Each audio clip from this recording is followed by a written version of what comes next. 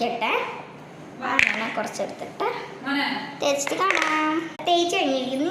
Blend ചെയ്യാം. ഇത് കണ്ണിലൊന്നും പോകാൻ പാടില്ല കേട്ടോ.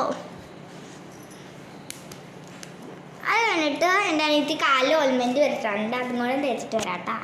കാലിൽ അവളുടെ ഓയിൽമെൻറ്റ് തേച്ച് കഴിഞ്ഞു. പിന്നെ നമ്മൾ ലിപ് ബാമാണ്. അപ്പം നമ്മൾ ഇതിൽ തേക്കാൻ പോവുകയാണ്. ഒന്ന് തുറക്ക്.